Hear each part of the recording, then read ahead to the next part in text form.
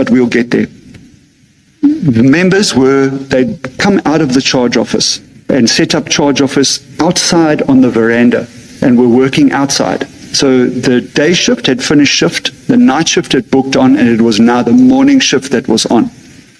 And I recall meeting the station commander, because that's why I'm saying I'm unsure who gave me protocol to go and move the exhibits, but it would have not have been a junior member, it would have been someone high.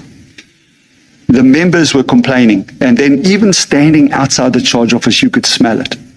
So now you're going to ask, how did they smuggle these drugs? Well, the tablets in this stage, it's a very unique phenomenon in South Africa. Everyone will hear you say Mandrax, Mandrax, Mandrax. But we as South Africa have got a very unique method of sale of methaqualone. So the methaqualone is bound into a tablet, and the tablet is then taken and sold. You don't swallow the tablet. You actually crush the tablet and mix it with something else, and then you smoke it. It's actually a downer. It doesn't put you high. It relaxes you. It's actually used for PTSD and sleep deprivation therapy and a couple of other therapies. But it's known in America as Quaaludes, but its popularity is here. The market is here in South Africa. I cannot tell you why. It is. So the smell, to conceal it, it was in thick vacuum-packed plastic. That is why, if I may, if we're going to get to that crime scene, I can show you those photos. And you can see how we dealt with them. And then those tablets, depending on the quality of the machine and the mix of the person and the chemist putting those tablets together, they either bind or they release quickly. Hence, you get a tablet or you get dust or powder. The laboratory will call it tablet pieces or powder. So the problem being is, the South African Police's exhibit bags are designed in such a way that they mustn't contain certain things, or they must be not tamper-proof. They actually have holes in them, but it's not something that the public must say, oh, you've got holes in them. It's micro perforations, so the bag can breathe. But that means those fumes are coming off. And the more of a concentrated substance you put in a confined space, that fume increases. Now, in the charge office, there's a small vent coming out of the armory, as per design spec. So all the fumes from the Mandrax tablets are going straight into the charge office. And I'm fully aware that some members did book off sick. And if the Commissioner allows me to go through my evidence, the people working with me on the scene when we recovered that, I had my partner rushed to hospital, to Umhlanga Heart Hospital, and I had a member from Customs collapse on the scene. All had to be treated by ambulance on scene at CHC. So the smell is what we're talking about here. So that's what makes you sick. It makes you nauseous. It can give you heart palpitations. Everyone reacts differently to a substance. It's not medicine. Medicine's regulated. We know what the reactions are. Drugs is a different story. Doesn't come, take one now, you feel good in 2 minutes. It could be, take one now, pass out, wake up in 2 days and you'll feel shanana, if I can say that to the Commission. So the people that were closest to it, or the people that were most vulnerable to it, were affected. Hence, they did get sick. And it is true, you do get sick. Oh, thank you, thank you. In our ignorance, but of course it was a different substance, suspected cocaine, probably cocaine. In our ignorance, we said the cocaine was wrapped in plastic bags, placed in canvas bags, and so on and so on. And we then said, because of that packaging, there is no way that someone could smell it. But as I say, different substance. But probably we would have said the same thing even about Mandrax, maybe just purely because of the wrapping, the plastic, this and. But from what you are saying now, it seems that's simply not the case with Mandrax. Commissioner, I can say I have got a nice experience with cocaine and methaqualone and Mandrax. Plan labs with respect to methaqualone as well. When dealing with cocaine, through training and experience, we know it's cocaine. But we don't say that. We say it's suspected cocaine. Am I going to taste it? Definitely not. That is, you don't do that. Do you sniff it to see if it is cocaine? No. We even teach you how to obtain the fume. There is an identifiable aroma to it. Drug dealers are mostly all laughing now, but anyway, the drug users will be the same. We can tell you the street ways of telling you if it's good coke or not. But let's go to the parcel. That parcel is wrapped at source and labeled at source. It's wrapped and labeled to prevent detection by narcotics machines, dogs, and humans. Sometimes I profess to be a cocaine dog myself. I find it before the dogs. So if you cannot find it by your nose, you must find it by sight. If I can say that to the Commission. Mandrax is large. Cocaine is also large in bricks. They will both give off an aroma once exposed to the atmosphere. But going back to the brick, that brick is transported by road and sea. If it gets dumped into the water, it must float or be able to be recovered. It's worth a lot of money. Therefore, it's waterproof. I've dismantled many, many, many cocaine bricks. It is layer upon layer upon layer of cling wrap, latex housing, condoms, then again more, and then tape, and then again more, to stop the fume coming out of the box, if I can say that. And do you succeed, or do they succeed in They succeed. the smell coming out? There's no smell. All right, thank you. There's no smell. Thank you, Warrant Officer.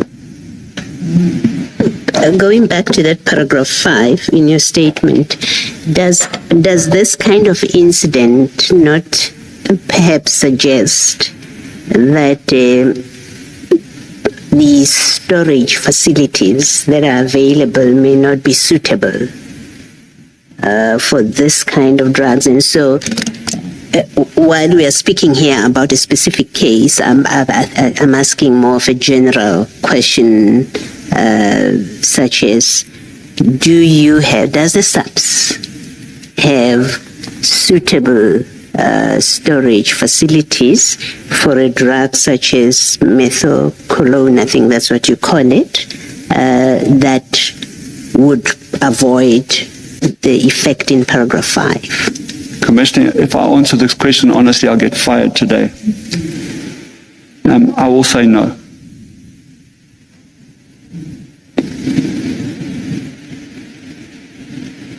The correct place where to store it would be something like Pretoria Forensic Science Laboratory.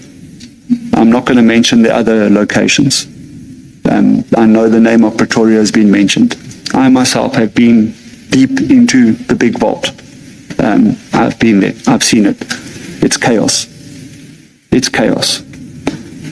The problem is working in that chaos is exactly the question that the Commissioner is asking now is, do the people that work there be exposed to hazards? The answer is yes. The correct and only safe procedure to work inside there would be full PPE. Because if there is crystal methamphetamine, it would affect me differently. If there's methacolone, it would affect me differently. But the danger point is, what if it was fentanyl? And we didn't know it. And we're waiting to analyze it or destroy it. And we touch it. And we die. So, in all honesty, I believe the whole world will tell you this as well. The storage of exhibits is a problem. It's very expensive to handle them, to store them, and to dispose of them. But I'm sure our competent members from the police management, they are doing their utmost to get us the best place to store exhibits like that. But exhibits like this are hazardous. Thank you. let me use the street name, if that's what it is, Mendrex. But unlike Mendrex, if storage was available at Isipingo, could the 541 kg have been stored in Isipingo? Yes. So there wouldn't have been similar issues as with the Mendrex. No question of this would make us sick and so on and so on. If there was no issue about storage space, that could have been stored at Isipingo. Yes, Commissioner. Thank you. Thank you, Commissioners. Now, before we go to the 2020 bus that you reference in your statement, I understand you to be saying that Colonel Jacob asked you to depose to this statement because he was submitting a statement to the Commission regarding the Port Shepstone theft. That's correct. Do you have any personal knowledge about the Port Shepstone theft matter? I was a suspect. I was called in, I was polygraphed for it. I was never there. That's all I know about the Port Shepstone matter. When you say you were a suspect, who made you a suspect? Our general? General Sinona. Correct.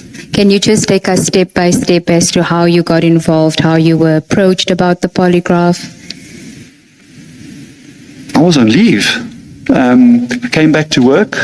It was all over social media that the stuff had been stolen. Got back to the office. Our senior managers came into the office one day, said what they needed to say, and then we were told that we are all suspects. Obviously, I did not agree with that. And then we were sent for polygraphs. Who is we? Do this purely for purposes of the record, because I believe that Ms. Talk inadvertently perhaps communicated the wrong position. Here is the correct position, and that is supported by correspondence between the attorneys of the Commission and General Sinona's correspondence. To the extent that it is required, we are happy to print it out and make it available. As I indicated, I made the mistake of saying that General Sinona's testimony was postponed to the 1st of June. On the 18th, Advocate Talk is correct, it's the 8th of May, so I had my date wrong. With that stand down to the 1st of June, it was sufficient at the time to communicate to General Sinona's attorneys that on the day he was scheduled to appear on the 8th of May, the chair postponed his appearance to the 1st of June. For reasons that are not particularly relevant, instead, the subpoena was reissued. What then subsequently transpired, having received a correspondence from General Sinona's attorneys that was confusing to the evidence leaders and the legal team as to why they were assuming that position, on consideration of the subpoena that was reissued, it became apparent that a wrong subpoena was reissued. The letter, covering letter, speaks of the subpoena issued on the 29th of April. So when it came to reissue, the previous subpoena is what was then reprovided to him with a new date of the 1st of June. That was discovered, that was reissued on the 19th. By the 22nd of May, the error was discovered. There was telephonic conversation between the two sets of attorneys, and the correct subpoena was reissued, which is the subpoena of the 29th of April. There was an explanation that an administrative glitch crept into the system, and that is why the wrong subpoena was reissued. So it was technically a 2-day confusion that was resolved by the 22nd of May. Now, that 22nd of May reissue is in exact terms as the subpoena originally issued to General Sinona on the 29th of April. The only difference in that is the date on which he's supposed to appear.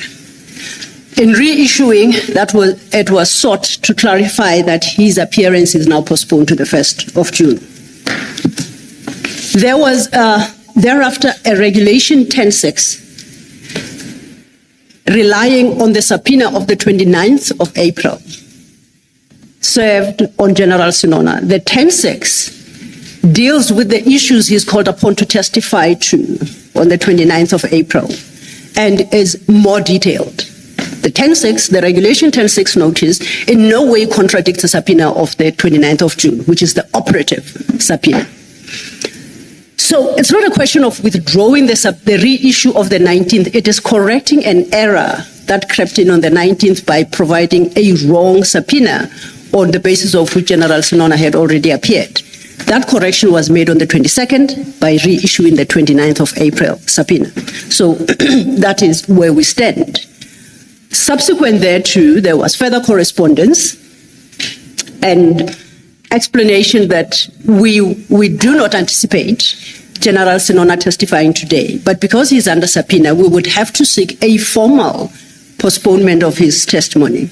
We proposed the 5th, as I said, based on our scheduling, and we provided that date. So as things stand, but for that glitch of the 19th of May, everything is in order. Advocate Talk speaks of statements given and transcripts last week. What she doesn't place on record that is those were provided at the request of General Sinona. General Sinona specifically listed the statements he wanted and transcripts regarding those witnesses. And this request came in last week and were duly provided. So it's not a question of us inundating General Sinona with late documents. It's in response to a question, and we fully complied. And that is the... Not question, but request. Request, yes, a request. Thank you, Chair. And we complied. That subpoena requires his statement, or the 10-6 require his statement to be provided by the 1st of June. I understand that the Advocate Talkter says they are not in a position to provide it by today, end of business on Wednesday. Chair, may we make a counter suggestion that it be provided by the end of business on the 2nd, regard being had to the fact that we also have to prepare for General Sinona's appearance and to resolve the issue of exhibits, which we must still give General Sinona, that where we indicate the documents we'll be relying upon. If this is provided at the end of business on the 3rd, it leaves only the 4th to deal with all these matters, and then the General must appear on the 5th. So on that basis, we would request that these be provided on the 2nd, tomorrow, the 2nd of June, end of business day. The fact that General Sinona's statement was due on the 1st of June is a matter that the legal team for General Sinona were fully aware of by the 22nd of May, and that would be sufficient time to have prepared. Thank you, Chair. Thank you.